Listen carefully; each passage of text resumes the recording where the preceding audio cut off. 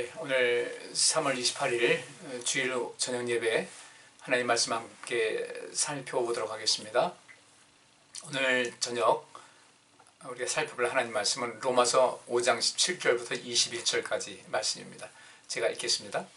한 사람이 지은 죄로 죽음이 사람을 지배하였으나 하나님의 풍성한 은혜와 의의 선물을 받는 모든 사람들은 한 분 예수 그리스도를 통해 생명을 얻게 되었습니다. 그래서 한 사람의 범죄로 모든 사람이 죄인이라는 판정을 받게 된 것처럼 한 사람의 의로운 행동으로 모든 사람이 의롭다는 인정을 받아 생명을 누리게 되었습니다. 한 사람이 순종치 않음으로 많은 사람이 죄인이 된 것 같이 한 사람의 순종으로 많은 사람이 의롭게 될 것입니다. 율법이 들어와서 범죄가 늘어나게 되었으나 죄가 늘어난 곳에는 은혜도 더욱 풍성하였습니다. 그래서 죄가 죽음이란 수단으로 군림하게 된 것처럼 하나님의 은혜는 의로 군림하여 우리 주 예수 그리스도를 통해 우리를 영원한 생명으로 인도하게 되었습니다. 아멘. 오늘 종려주일 맞이해서 제가 선택한 말씀, 낮에 우리가 살펴본 로마서 8장 1절부터 8절 있는 말씀하고 상당히 이제 연관성이 있는 내용입니다. 그래서 오늘 종려주일이라고 해서 예수님께서 어린 나귀 새끼를 타고서 예루살렘성에 입성하셨다 이런 거 우리가 이 종려주의를 신앙생활하면서부터 계속해서 접했기 때문에 그것은 생략하고 이제 이 종려주일의 진정한 의미, 예수님께서 그 종려주일에 그 예루살렘 향해서 들어가신 그 이유가 무엇인지 또 목적이 무엇인지 그로 인해서 우리가 얻은 유익은 무엇인지를 오늘 살펴보는 것이거든요.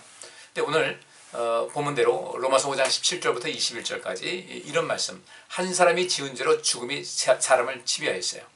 그러니까 아담과 하와가 범죄한 것 때문에 이 세상에 죄가 임한 겁니다. 근데 그 죄가 임했을 때 근데 그것은 그 성경에서 아버지가 신 포도를 먹었는데 아들이 시다고 할 것은 없지 않냐? 그 왜 우리가 전가돼야 되냐? 할지 모르지만은 그 아담과 하와가 범죄함을 통해서 그 범죄함을 통해서 이 죄성이 유전된 것은 아니에요. 그렇게 보시면 안 됩니다. 근데 아담과 하와가 범죄함을 통하여 그가 삶이 인격이라든지 인지 구조라든지 감정이라든지 이런 것이 오염이 되어버렸어요. 그게 우리가 그것을 좀 심하게 말하면 타락이라고. 근데 완전한 타락이란 아니어도 어떤 오염이 되어버렸어요. 그리고 그 가운데서 어떤 받은 상처가 있겠죠. 여러분 아시는 대로 아담과 하와가 그 선악과를 먹었습니다. 아담은 하나님께로부터 직접 말씀을 들었으나 하와는 그렇지 않았잖아요. 이것을 그 선과 악을 알게 하는 나무의 실과는 먹지 말라는 말씀을 하나님께서 이제 아담에게 하셨고, 아담 역시 이제 그것을 나중에 하와에게 증거했겠죠. 근데 이 하와가 직접 들은 말씀이 아닌 그런 상황에서 그것을 먹으면 어떻게 된다고 하느냐? 죽을 거라고 했습니다. 죽을까 하노라. 이제 이것이 약간 이제 조금 하나님 말씀 자체가 이제 오염이 된 거죠. 원래 순수한 그런 거죠. 오염된 거예요. 예를 들어서 DNA 샘플을 가지고 이것을 가지고 이제 검사를 할 때 그 DNA 그 샘플은 그 어떤 것과도 접촉하지 말아야 돼요. 근데 어떻게 하다 보니까 DNA를 샘플을 가지고 있는데 어떻게 딴 데 슬쩍 닿았어요. 이게 오염됐다고 그러는 겁니다. 그러면 그 오염된 것은 증거물로서 채택이 안 되는 거예요. 그러니까 이미 아담과 하와가 그렇게 선과 악을 알게 하는 나무의 실과를 먹고 나서 하나님께서 부르셨고 그들은 두려움감도 있었고 왜 먹었느냐라고 각각에게 물어보실 때 그들은 이미 죄를 전가하기도 하고 회피하고 핑계하고 어떤 방어 기제를 쓴 것이죠. 그래서 이 에덴 동산에서 이제 추방됐는데 그 뒤로 아마 그 두 사람의 삶 속에서 성경은 나타나고 있지만 별별 일이 많았을 겁니다. 왜 그래요? 이미 이 땅은 에덴 동산에서 추방된 다음에 살아보니까 땅은 이제 엉겅퀴를 내기 시작합니다. 그야말로 잡초가 무성한 그런 그 세상. 또 엉겅퀴 찌르는 것이 있죠. 삶이 팍팍해졌던 거예요. 이전에는 경험하지 못했던 여러 가지 어려움이 있다 보니까 그 속에서 인간관계가 이제 깨지게 되고 그러면서 이제 이 속에 점점 죄성이 남게 되고 그 죄성 갖고 있는 그 부모님이 자녀를 낳아서 키웠을 때 역시 마찬가지죠. 이 사람이 순수한 어린아이가 태어났어요. 그 어린아이 태어나면 순수한 어떤 것일 겁니다. 근데 그 속에서 이미 어떻게 해요? 자라면서 그렇게 여러 가지 이제 순수했던 그런 것이 이제 자꾸 오염이 되기 시작하는 거예요. 그러니까 선천적으로 어떤 것이 그 죄가 우리 몸속에 어떤 영적인 우리 육적인 DNA가 아니라 육체적인 어떤 DNA가 아니라 영적인 DNA가 있어서 그런 것이 아니라 사람 자체가 그렇다 보니까 태어나서부터 사람들이 그렇게 오염이 되더라는 겁니다. 그러면서 그 속에서 이제 많은 뭐 문제가 발생하기 시작하고 그러면서 죄가 좀 더 많이 보편화되고 일반화가 돼버렸어요. 그러니까 이 세상 태어나서 죄인 아닌 사람은 아무도 없는 겁니다. 근데 우리 살다 보니까 우리가 보통 내로남불이라고 하잖아요. 다른 사람의 죄는 유독이 커 보이는 거예요. 예수님께서 하신 말씀이 어찌하여 네 눈에 있는 그 들보는 발견하지 못하면서 남의 눈에 티끌은 발견하느냐. 이게 우리 인간이에요. 이것이 우리가 인간의 죄성의 아주 대표적인 것이라는 겁니다. 그러니까 아담과 하와도 하나님 핑계하잖아요. 자기를 만드신 하나님을 간접적으로 이제 비난하는 그런 것이 있는데 바울도 뭐 예외겠습니까? 그러니까 그가 율법을 공부하고 율법할 때는 나는 완전하다 했겠죠. 그 바리새인의 의보다 더 낫지 않으면 천국에 들어가지 못한다고 예수님께서 말씀하셨는데 그 바리새인의 의가 뭐예요? 자기들은 율법을 다 지킬 수 있다고 믿는 거예요. 다 지키고 있다. 우리는 율법을 다 지키고 있다. 우리는 율법을 다 지키고 있고 지킬 수 있다고 착각하는 사람들이에요. 그래서 예수님께서 그들을 책망하신 겁니다. 자기들은 다 이루고 있다고 생각하니까 그것도 꾸며야죠. 이루지 못하고 있는데 다 율법을 행하지 못하고 있는데 행하는 것 같이 않으니까 꾸며야죠. 여러 가지 장식으로 꾸미고 거룩한 척하고 그 속에 있는 그 갈급함이라든지 이 내면의 양심의 소리는 어쩔 수 없는 거죠. 그래서 그들은 돌아서서 가면 형편없이 인생을 사는 거예요. 그래서 예수님께서 너희는 꼭 어떤 건지 아냐. 무덤을 아름답게 치장해놨어요. 멋있게 치장했어요. 근데 그 무덤 안에 뭐가 있겠어요? 죽은 시체가 있는 거예요. 썩은 시체가 있는 거예요. 우리 주님께서는 그렇게 살지 말라는 거예요. 우리 주님께서 말씀하시기를 속내를 드러내놓고 살라는 겁니다. 그러니까 우리 성도님께서도 하나님과의 관계 속에서 좀 노출을 할 필요가 있어요. 근데 이게 노출하는 것이 두려움이 있다는 거죠. 왜 두려울까? 별것도 아니에요. 뭐 내가 뭐 어디 아프다. 아픈 게 죄예요? 아니, 내 죄냐고요. 내가 일부러 그랬어요. 물론 내 몸 관리 잘못해서 그렇게 했다 할지라도 그래도 이왕 그렇게 됐으면 이걸 빨리 치료하기 위해서 적극적인 어떤 그 상황돼야 되는데 의사들 하는 얘기 보십시다. 좀 어떠십니까? 의사들 정말 그 뛰어난 의사들 하는 말은 환자들은 절대로 솔직히 얘기를 하지 않는다는 거죠. 정직하지는 않는다는 거예요. 원래는 의사로 하여금 정확한 진단을 내리기 위해서 환자는 있는 그대로를 이야기해야 되는데 담배 얼마나 피십니까? 뭐 한갑 피는데도 한 10가지 핍니다. 이미 그 자체에서 그 의사가 진단할 때 오판할 수 있는 어떤 근거를 주는 거예요. 정확하게 얘기를 해야죠. 왜 그런가? 수치심 때문에 그래요. 근데 우리 부끄러워할 필요 없어요. 사람 다 그래요. 다 그래요. 사람들이 주목하고 있는 것 같으죠. 뭐 이렇게 입고 자면 이 사람들이 이상하게 보지 않을까. 아무도 신경 안 써요. 혹시라도 이상하게 보는 사람이 헐컥 보고 가는 거지 뒤 바라보면서 저 사람이 이상하다 그러지 않아요. 그러니까 여러분들 지금 오늘 날씨 좀 추웠잖아요. 그냥 따뜻하게 입고 다니는 것이 제일 멋쟁인 거예요. 뭐 보니까 꽃은 피고 나무에 새순 돌아가는데 이건 너무 무겁게 입고 다녀가지고 저 사람은 뭐 이렇게 옷을 두껍게 입고 다니나? 여러분들 그래가지고 오늘 옷을 가볍게 입고 나왔다. 벌벌 떠는 거예요. 병나요. 그러니까 우리가 하나님의 은혜 안에서 인생을 살기 위해서 중요한 것이 바로 겁니다. 율법은요.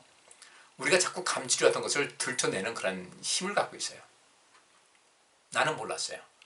율법이 없는 것은 죄도 없어요. 이게 죄인 줄 몰랐어요. 근데 율법을 보니까 죄인 거예요. 근데 이 바리새인들, 그 당시에 바리새인들, 뭐 율법학자들 많이 그랬죠. 자기들은 의로운 척 하는 겁니다. 의로운 척하고 나는 문제 없는 것 같다. 아니잖아요. 우리 다 알잖아요. 그죠? 그런데 그것을 굳이 숨기면서 살 필요가 없다는 것이죠. 인간은 누구나 죄성 갖고 있어요. 우리 속에 악도 남아있고요. 아주 바울이 정확하게 얘기한 겁니다. 내 속에 있는 이 악이 컨트롤이 잘 안 된다. 오죽하면 여러분들 성령의 열매 중에서 절제의 열매가 있겠습니까? 절제를 잘 참는 거예요? 그 정도 수준이 아니라니까요. 셀프 컨트롤이에요. 내가 나 자신을 통제할 수 있는 힘을 말하는 거예요. 근데 우리 자신 통제하는 것이 얼마나 힘들어요. 밥 한 숟갈 덜 먹는 것이 그게 그렇게 어려운 거예요. 그죠? 작은 습관 하나 고치는 거 참 어려워요. 사람 변하지 않는다라는 그 말은 실상 우리 자신을 통해서 알 수 있어요. 작은 습관 하나 이 고치는 것도 힘들어요. 근데 우리는 할 수 있어요. 왜? 성령의 열매 중에서 그 절제 열매, 셀프 컨트롤, 우리가 성령 의지하게 되면 우리 자신이 통제가 되는 거예요. 왜 통제되는지, 무엇을 어떻게 내 유익되는지 알기 때문에 그때면 정말 인생 멋있게 살 수 있는 것인데, 어쨌든 이렇게 우리 인간의 죄가 여전히 우리 죄성 갖고 있거든요. 그리고 아까 낮에도 말씀드린 대로 이 죄는 껌딱지 같아가지고 절대 우리를 떠나지 않아요. 죄성 마찬가지고. 그리고 사단은 계속해서 우리를 율법을 가지고 우리를 정죄하려고 합니다. 물론 율법은 정죄하는 그 힘이 있어요. 우리가 죄인인 것을 깨닫게 하는 것이니까요. 그런데 이 정죄하는 힘이 있는 그 율법은 그 정죄하는 그것으로 끝나는 건 아니거든요. 근데 사단은 항상 우리를 정죄하는 것으로 끝나잖아요. 대안이 없어요. 너 죄인이야, 너 나쁜 놈이야, 뭐 이러면서. 그래서 그럼 어떻게 해야 되지?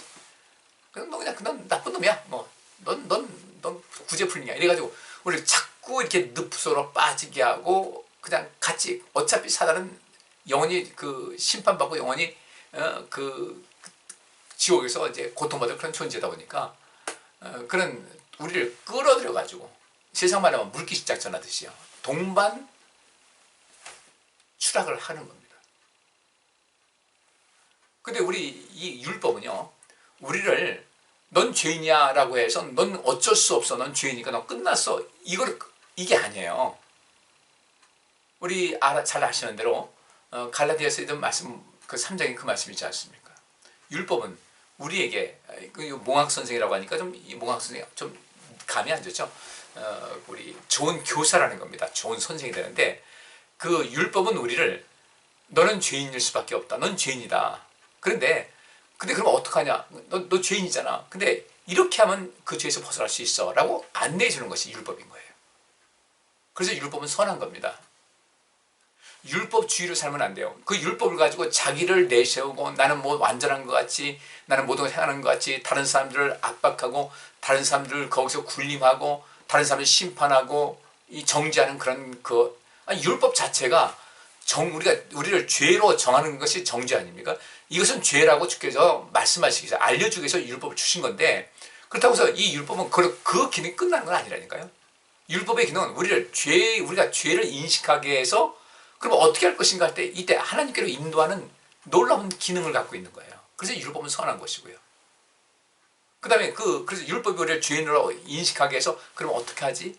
원래 그 건강한 사람은 문제 해결 중심적으로 인생을 살거든요. 문제만 바라보면 안 돼요. 사단은요, 우리 계속해서 문제만 바라보게 합니다. 너 죄인이야, 죄인이야.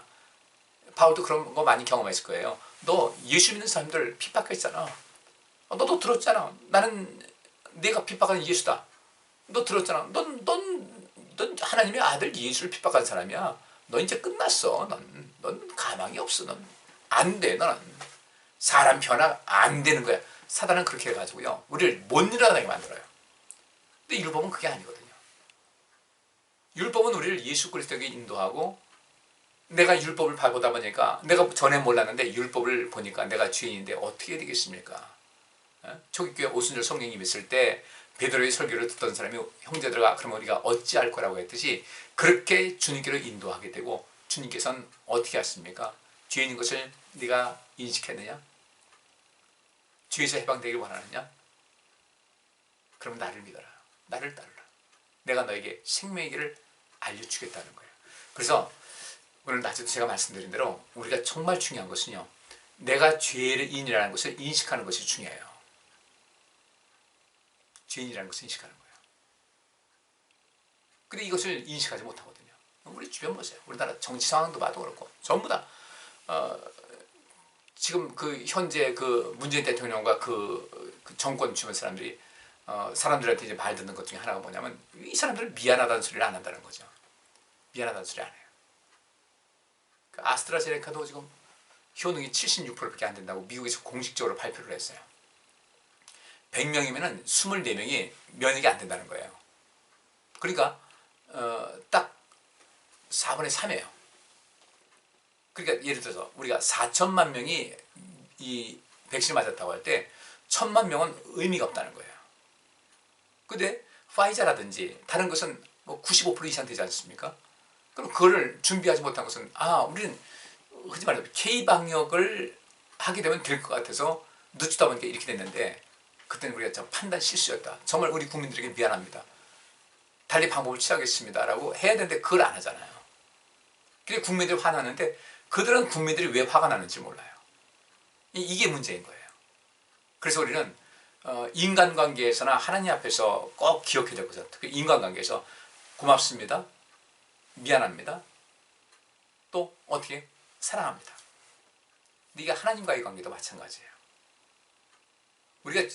내가 죄를 인식하고 죄를 고백하는 것은 하나님 죄송합니다. 하나님 정말 미안함만 갖고 있습니다. 그거예요. 그 다음에 주님께서 우리가 용서하시잖아요. 감사합니다. 그리고 나를 용서하신 하나님 사랑합니다. 이렇게 진행되는 건데 율법은 우리를 그런 것에 인도를 하는 건데 근데 예수님 당시 있었던 그 바리새인들은 그걸 안 했어요. 자기들은 율법을 다 지키는 것이냐, 다 이해하는 것이냐. 그래서 자기들도 다 지키지 못하면서 사람들이 우리는 다 지키고 있는데 너희들은 왜 못해? 너 해야 돼. 실제로 자기들 못 지키고 있는 거예요. 그래서 그렇게 이스라엘 백성들에게 압박을 하고 무거운 짐을 지고 너희들은 왜 못해? 자기들도 못하면서 겉으로는 냈다. 우리 하고 있다고 이제 자랑을 하는 거죠. 대표적인 것이 그거예요. 세리와 바리새인이 기도하는데 바리새인이 뭐라고 합니까? 나는 저 세리와 같이 저렇게 인생 저렇게 살고 있지 않습니다. 우리를 보면 자신만만하게. 세리는 어떻게 했어요? 나는 죄인으로서이다. 여러분들 우리 죽었다 깨도 죄인 아니에요. 그렇죠? 그것을 인식할 때 우리가 어떻게 변화해야 될 것을 발견하지 않습니까? 근데 발견하지 못하는 거예요. 예수님께서 이 종려주에 들어가신 이유가 뭐예요? 그렇게 나는 정말 죄인일 수밖에 없는데 이거 어떻게 하지? 그래서 예수님께 와서 어떻게 해야 되겠습니까? 라고 주님의 도우심을 구하면서 하나님의 뜻대로 살기를 원하는 간절한 마음이 있는 사람들을 구원하시기 위해서 그들을 대신해서 죽으심을 통하여 그들 더 이상 율법의 정죄가 그들에게 영향력을 미치지 못하게끔 하기 위해서 주님께서 죽으신 거예요. 그리고 율법을 향해서 그럽니다. 더 이상 정죄하지 말아라. 물론 율법이 정죄하는 것만의 기능은 아니라고 말씀드렸어요.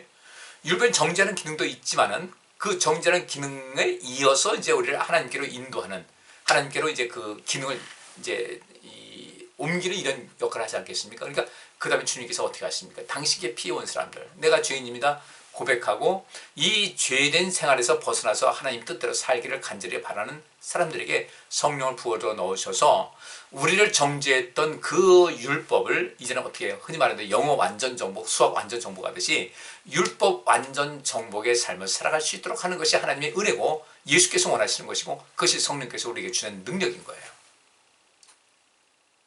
우리 이것을 알아야 되는데 유대인들은 율법주의자로 살아갑니다. 자기들은 율법 다 지킬 수 있는 것 같은 위선적인 삶을 살아갑니다. 그래서 율법을 욕되게 하고 율법의 기능을 현저하게 떨어뜨려요. 율법에 할 말이 없어. 난 율법 다 지키고 있다. 율법은 당신 죄이냐? 라고 하는데 난 죄의 증거 없어. 난 완벽해. 그러니까 율법은 더 이상 방법이 없는 거죠. 주님께로 안 가는데 난 완전하다는데 어떻게 율법이 더 이상 할 일이 뭐가 있겠습니까? 근데 또 이 기독교인들 뭐라고 합니까? 율법 필요 없어. 율법 필요 없어. 하나님의 은혜만 있으면 돼. 하나님의 은혜가 있다 보니까 이 자기의 죄를 하나님께 고백할 줄 몰라요. 내가 죄인인 것을 몰라요. 그래서 여러분들 아시다시피 구원파가 나타나는 것이 왜 그런지 아세요? 율법을 몰라서 그래요. 율법을 공부하지 않고 무조건 하나님의 은혜, 예수님의 은혜, 하나님의 사랑과 예수님의 은혜만 계속 외치다 보니까 그런 이단이 나타나게 되는 것인데 율법은 나를 정죄합니다. 그래서 내가 어떻게 하면 좋지? 이 문제를 어떻게 하면 해결하면 좋지? 사단은 계속해서 문제에 몰입하게 만드는 거예요. 넌 죄이냐? 넌 죄이냐? 넌 죄이냐? 넌 죽을 수밖에 없어. 넌 끝났어. 바울이 여기서 단호하게 선언하지 않습니까? 아니다. 난 율법을 통해서 내가 얼마나 연약한 존재이고 내가 죄인인 것을 깨달아서 그때 비로소 내가 하나님을 그제서야 하나님께서 나를 구원하시기 위해서 손 내미는 것을 내가 받고 그분께서 나를 위해서 십자가에 죽으신 것이 나를 위해서 내 대신 죄값을 치른 것을 알기 때문에 나는 이전에 그런 모든 죄를 지었다도 나는 절대로 그 죄에서 얽매이지 않겠다. 더 이상 그러한 이미 주님께서 다 용서하시고 깨끗하게 정리하신 것에 대해서 더 이상 죄책감은 갖지 않겠다. 그리고 지금부터라도 계속해서 주의 말씀대로 율법을 내가 다 이룰 수는 없지만은 그 율법의 아름다운 정신, 하나님께서 이렇게 살면 이렇게 살아. 율법을 우리에게 주신 거 그거 아니겠습니까? 여러분들 아시잖아요. 율법 왜 주셨어요? 다른 건 아니에요. 율법은 이 율법을 지킴을 통해서 너의 삶이 온전해서 세상을 향해서 하나님의 제사장 나라가 될 것이라고 주께서 말씀하신 거예요. 그죠?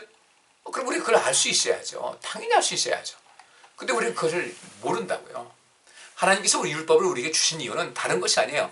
그 율법에 있는 내용을 온전히 이루어서 하나님의 제사장 나라로 삼기 위한 것이었어요. 제일 첫째로 율법을 주신 것은. 그래서 이 참 출애굽기 19장에 그 말씀이잖아요. 근데 이 백성들이 말씀을 보니까 율법을 받아보니까 자기들의 능력의 한계를 느낀 거예요. 자기들이 이것을 인간의 힘으로 도저히 이룰 수 없다는 것을 알게 된 겁니다. 그래서 그때도 많은 사람들이 이제 고민한 거예요. 그래서 하나님께서 그들에게 성막을 만들라고 했고, 자기의 죄를 깨닫고 인식했지만 1년에 한 차례씩 거국적인 이스라엘 전체에서 속죄, 대속죄를 정해서 기도할 뿐 아니라 그 다음에도 계속해서 개인적으로 속죄제를 드리고 속건제 드리고 또 하나님께 감사해서 또 화목제도 드리고 감사제도 드리고 상번제, 그 번제는 불에 태워드리는 거라고 했잖아요. 날마다 아침 저녁으로 번제 드렸어요. 그 짐승을 잡아가지고 그 내장을 태워서 향기로운 냄새를 하나님께 계속해 드린 겁니다. 우리 인생이 그래야 된다는 거죠. 그러면서 우리 이 삶이 정화가 되는 거예요. 죄로부터 서서히 멀어지게 되는 그런 과정을 이제 살아갈 수가 있는 거죠. 그래서 이 율법은 우리 율법을 주심을 통하여서 온전함을 이루어 하나님의 제사장 나라로 삼기 위한 하나님의 방편이었어요. 그런데 이 율법이 인간의 힘만으로는 도저히 이룰 수 없다는 것을 사람들이 알게 된 겁니다. 그래서 하나님께서 이제 성막을 짓게 하셨고, 결국 마지막으로 완성된 성막이 뭐예요? 바로 예수님이셨어요. 우리는 죄된 성막 갖고 있다. 어떤 것이 잘 변화가 안 된다. 참 이게 개선이 안 된다. 그래요. 좀 속상할 때도 있겠죠. 그래도 여러분들 너무 두려워하지 마시고 걱정하지 마시고 주님께 더 의지하세요. 주님의 도우심을 구하세요. 우리가 그 몇십 년 동안 몸에 밴 그 성품인데, 그 성격인데 쉽게 변하겠어요. 그런데 성령께서 역사하시면 가능합니다. 어쨌든 율법은 우리를 그리스도에게로 인도할 수 있어요. 어떤 사람은 율법을 통해서 보고서 주저앉는 사람도 있지만 감사하게도 우리는 율법을 통하여 우리가 그리스도를 만나게 됐어요. 그러면 이 예수님께서 고난당하신 그런 모든 것, 이 고난당하신 그런 모든 것, 이것을 통해서 무엇을 하셨을까? 그것을 통해서 어떤 열매를 우리에게 주셨을까? 좀 중요한 문제죠. 이것도 역시 굉장히 중요한 문제예요. 우리 성도님께서 꼭 기억할 것은, 나는 주님께로 가게 되면 이 문제는 반드시 해결할 수 있다는 것을 아시고, 또 주님께 가까이 가셔서 내가 죄인인 것을 꼭 기억하셔야 돼요. 우리 성도님들, 그거 우리가 기억하지 못하게 되면 상당히 문제가 발생을 해요. 왜 예수님께서 마지막에 예루살렘 성에 입성하시면서 그 고난의 현장에 가신 거거든요. 왜 그 고난 당하셨을까? 우리가 받을 것 주님께서 대신 받으신 거거든요. 무엇 때문에? 우리를 살리기 위해서. 그만큼 우리가 하나님 앞에 가치 있는 존재인데, 우리 주님께서 가치 있는 존재로 아시고 우리를 부르셔서 하나님께로 인도하셨는데, 그러면 우리는 지금부터라도 더 가치 있는 존재가 되기 위해서 힘을 다하셔야 돼요. 그것이 주께서 원하시는 거예요. 그래야 우리 주님의 그 죽으심과 부활하심이 헛되지 않은 거예요. 근데 우리 맨날 은혜만 생각하고 너무 하나님은 아주 그냥 속도 없는 분 같이, 우리 하나님 쑥맥 같은 분 아니에요. 굉장히 엄하신 분이거든요. 그러면서도 우리를 사랑하시기 때문에 우리 대신 당신의 아들을 보내셔서 그래 죽게 하신 거예요. 근데 그것도 모르고 종려주일이라고 예수님께서 예루살렘 성 입성하실 때 왜 주님께서 나귀 새끼를 타고 하셨을까? 제자들은 그거 생각한 사람이 없었던 것 같아요. 이상하다. 분명히 이상한 거잖아요. 정상이 아니잖아요. 그들 생각엔 예수님께서 메시아가 되셔가지고 이제 들어가시는데, 들어가셔서 그 모든 것을 이제 성취하실 때가 됐다고 했지만, 근데 왜 이런 모양으로 이렇게 좀 초라한 모습으로 들어가시지? 생각했을 텐데 그 생각은 못했죠. 참 누가 크냐 이 얘기만 나누고 주님께서 얼마나 답답하셨겠어요. 참 많이 답답하셨을 것 같아요. 결국 주님께서는 그 제자들 보기에는 좀 맥없이 당하시고 맥없이 돌아가신 것 같은데 실상 그 예수님의 죽음은 정말 위대한 죽음이었고요. 우리가 그 마음을 잘 간직할 수 있어야 돼요. 고난주간을 맞이해서 맨날 뭐 금식하고 하는 그런 거는 아니더라도 주님의 고난이 날 살리셨다. 주님의 고난이 날 살렸다. 그리고 감사한 마음과 그 벅찬 감동이 있어야 되고요. 그러면 이제부터 내가 무엇을 어떻게 해야 될 것인가에 대한 좀 고민도 좀 하시고요. 그렇게 하시면 참 좋겠습니다. 그래야 우리 주님과 정말 하나 될 수 있는 것이거든요. 사단은 계속해서 우리 문제만 해결해서 넌 죄인이라고 정죄하는 거 끝나지만은 율법은 그게 아니라 분명히 우리를 정죄를 해요. 이거 죄라고 말씀하고 있으니까 그때 율법을 어떻게 합니까? 율법 보세요. 율법 전체 내용 보세요. 거기 보면 네가 하나님을 가까이 하게 되면 하나님께서 너에게 생명을 주실 것이다. 그 율법 가르침이에요. 분명히 우리가 이것이 죄라는 것을 알려줍니다. 그런데 율법의 전체적인 내용을 쭉 보세요. 특별히 신명기서를 말씀 보세요. 하나님께 나아가라. 하나님께서 반드시 너를 복 주실 것이다. 율법은 우리가 죄인인 것을 깨닫게 하지만 율법의 더 중요한 내용은 뭐니까 하나님을 가까이 하라는 거예요. 그러면 내가 산다는 거죠. 근데 우리 율법하면 뭐 그냥 그 생각 자체가 좀 뭐랄까 구체화되지 않은 거예요. 뭐 민수기 보면 하나님께서 심판하고 죽고 막 이런 거 원망하다 죽고 뭐 불평하다 죽고 별의별 일 다 있잖아요. 근데 제가 신명기 전체를 34장 전체를 이렇게 쭉 읽어보면요 똑같은 내용이 반복이에요. 여호와의 말씀을 듣고 순종하면 내가 잘 될 것이다. 여호와의 말씀을 듣고 순종하지 아니하고 곁길 가고 다른 신 섬기고 죄인임을 깨닫지 못하고 방자하게 되면 너는 죽는다. 그 신명기에서도 하는 얘기 있지 않습니까? 너희 앞에 내가 생명의 길과 죽음의 길을 놓게 될 것이다. 생명의 길은 복된 길이고 죽음의 길은 파멸의 길이다. 선택은 너에게 달려있다. 우리에게 선택하라는 거예요. 이것이 율법이에요. 근데 그 율법을 다 보니까 정말 우리 사람의 힘으로는 감당할 수 없어.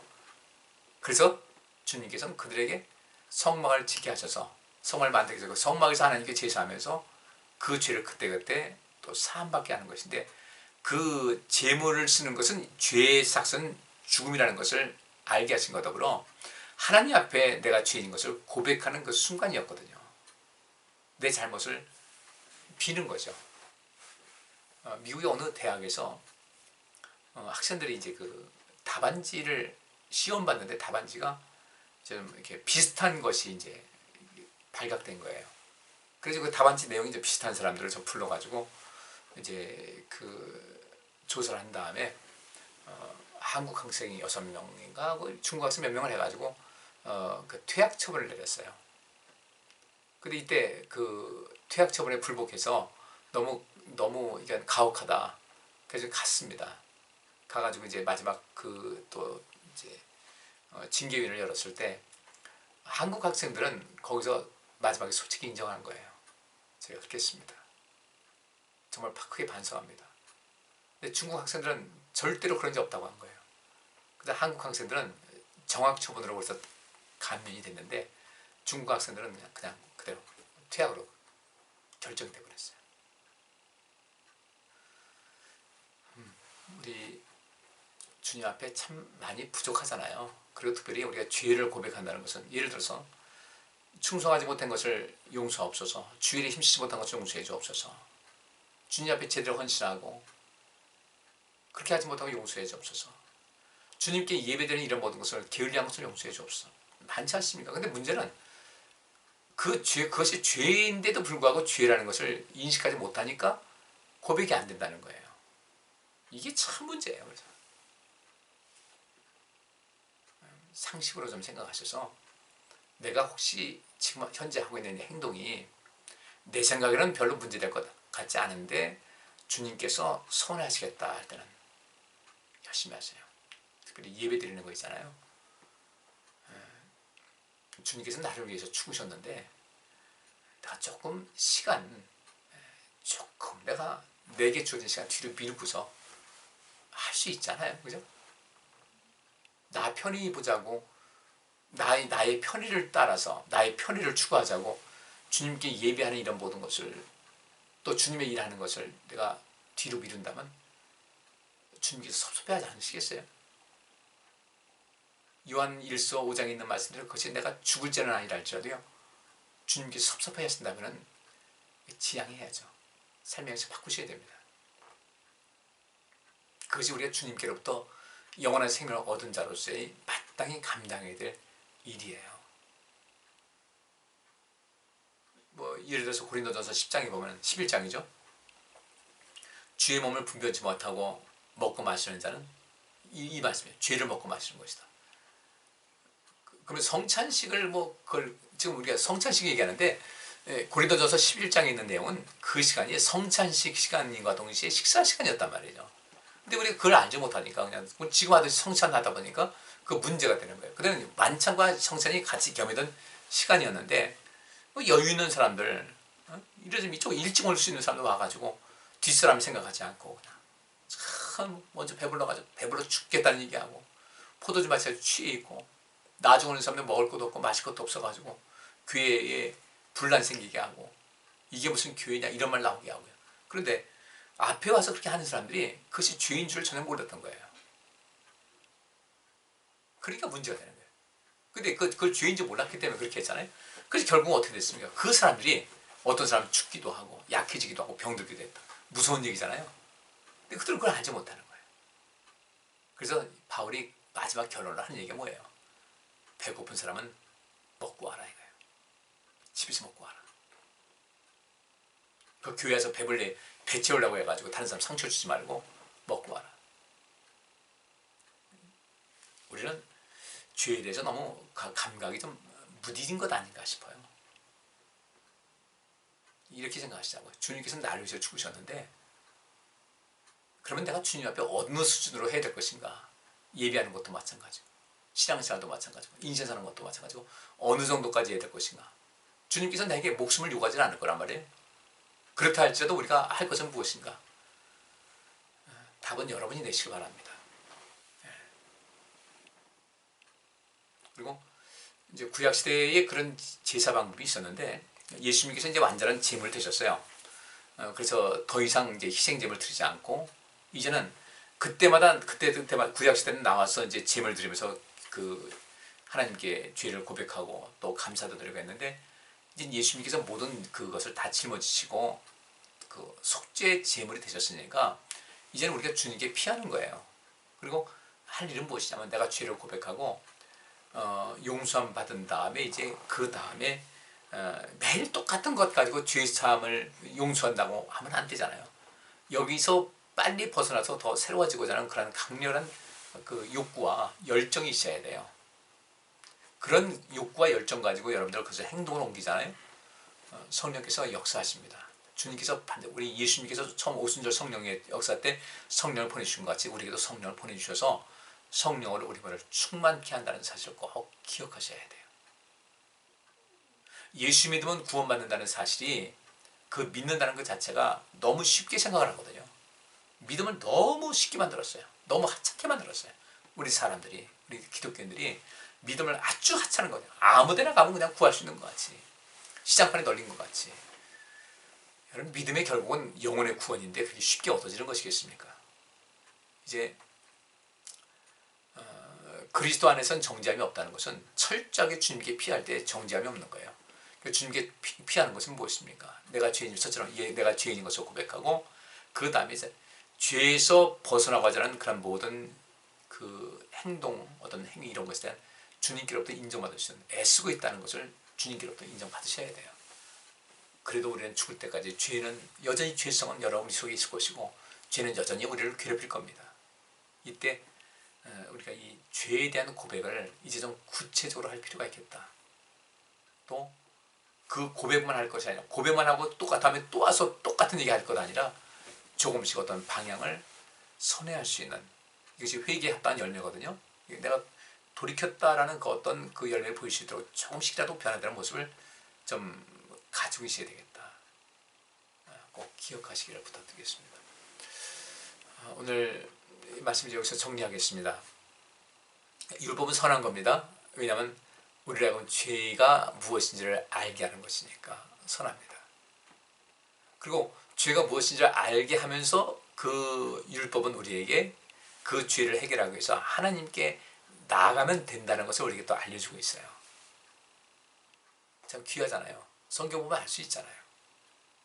어떤 사람이 용서함 받고, 어떤 사람이 사랑을 받고, 어떤 사람이 복을 받는지, 어떤 사람이 저주받는지를 알고 있잖아요. 그래서 율법에는 우리가 어떻게 하면 생명의 길로 가서 복을 얻는지를 또 알려주고 있고, 어떻게 할 때 사망의 길로 가서 이 인간 생명이, 이 삶 자체가 파멸에 이른다는 것을 알려주고 있어요. 그래서 동시에 알려주고 있는 거예요.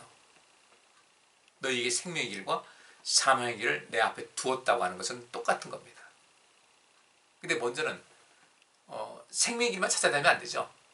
사망의 길에서 벗어나셔야 되죠. 그래야 생명의 길로 가야 되는 거니까.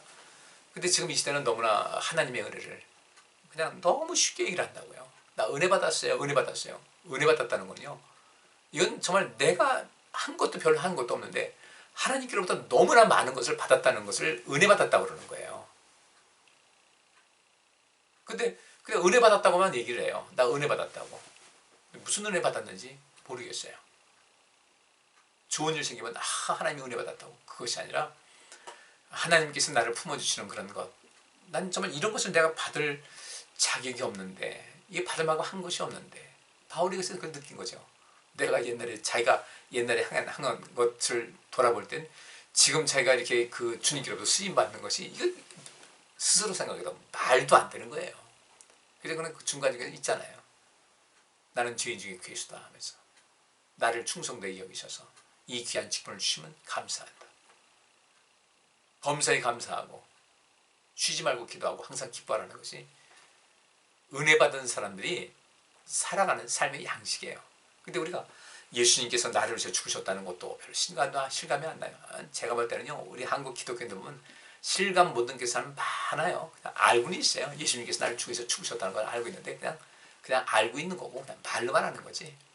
그것을 알고 정말 그것을 제대로 알고 그것을 체험했다면요, 한국 기독교 이렇게 안 됐어요. 우리 스나미교회 성도님들 정말 저와 저도 마찬가지고 정말 하나님의 은혜를 은혜답게 알아서 그 은혜를 그렇게 진정한 은혜를 체험했잖아요. 용서받는 은혜 체험하고 사랑받는 은혜 체험하고 주님의 도우심의 손길 그 체험하고, 우리가 주님께 하나님 이거 도와주세요. 내 힘으로 안 되니까 도움을 청하는 거 아니겠어요? 근데 내 힘으로 안 돼서 도움 청했는데 하나님께서 도와주셨단 말이죠. 그럼 마땅히 감사해야죠. 은혜 잊지 말아야 되죠. 근데 보면 또 주님 중심으로 사는 것이 아니라 또 내 방식대로 살아가는 거예요. 은혜 받은 거 아니에요. 우리 좀 열심히 하십시다. 우리를 이 율법이 우리를 정죄한다 할지라도 내가 예수 그리스도를 믿고 주님께서 나를 위해서 죽으신 것을 믿습니다. 주의 뜻대로 이제 살 겁니다. 라고 하면서 어떤 작은 변화라도 시작하는 것이, 이게 진짜 예수님 믿는 거예요. 예수 믿는다고 하고서 죄에 대해서는 별로 감각이 없어요. 자기가 지금 굉장히 하나님께서 보실 때 안타까이 여기시고 때로는 화가 나 있으시고 나를 향해서 또 저건 아니라고 지금 하나님께서 굉장히 못마땅해 하시고 하는데도 불구하고 저는 생각지 못하고 그냥 나가서 하나님의 은혜, 하나님의 은혜, 하나님의 은혜 그렇게 값어치 없이 그렇게 무가치하게 우리가 넘기시면 안 돼요. 절대 그러면 안 돼요. 지금 이 시대는 하나님의 은혜가 무가치한 시대가 됐다. 그 누가 만들었는가? 우리가 그런 거예요. 맨날 하나님의 은혜만 얘기해요. 하나님의 은혜가 아무에게나 임하는 건 아닌데, 그 은혜 아무나 받는 거 아니에요. 너무 쉽게 생각하지 마세요. 여기서 마치겠습니다. 그래서 율법은 우리에게 우리를 정죄하는 그런 기능도 있지만 그 속에서 하나님께 가면 내가 용서함 받을 수가 있고, 이것이 이제 결국은 예수님께서 완전한 제물 돼서 우리를 하나님의 사람을 만들어 주신 건데, 이 속에서 율법은 예수 그리스도를 발견할 수 있게 하시는 그런 그 길이 그 율법 자체에 있게 되는 거예요. 그래서 더 이상 우리가 예수님께 비해서 내가 죄인인 것을 고백하고 이 죄에서 벗어나기 위한 삶을 살겠다고 다짐하고 그렇게 행동으로 옮기는 그 순간 우리는 율법의 저주에서 더 이상 피하지 않습니다. 왜냐하면 율법 우리에게 죄가 있느냐 하나님께로 가라 있을 때 하나님께 갔으니까 그 저주는 우리에게 임하지 않게 되는 거죠.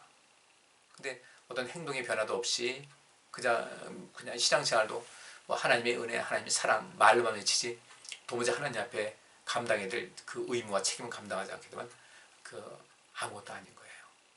주님께서 우리를 대신해서 죄값을 치르셨기 때문에 더 이상 우리는 죄값을 치지도 않고, 근데 꼭 기억할 것은 이제부터는 율법의 온전함을 위해서 살아가자는 거죠. 더 이상 율법이 우리를 정죄하지 않아요. 예수께 피해 갔으니까. 그럼 우리가 하나님의 은혜와 나를 구원하신 예수님의 은혜를 알아서 이제는 율법 완전 정복하는 삶을 살아갈 수 있어야 되겠다. 율법주의가 아닙니다. 난 율법을 다 이루었다고 자만하는 그 율법주의가 아니에요.